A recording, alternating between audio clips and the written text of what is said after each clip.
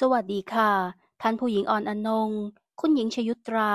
คุณหญิงประภัสสรและคุณหญิงปราณีงดงามเหนือการเวลา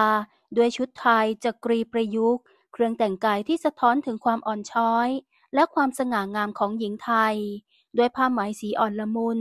ประดับเครื่องราชอิสริยาภรณ์อย่างงดงามแสดงถึงเกียรติยศและความเคารพต่อพระราชพิธีผ้าสิ้นทอลายไทยประณีต เข้ากับเสื้อแขนยาวทรงกระบอกทุกองค์ประกอบล้วนบ่งบอกถึงศิลปะไทย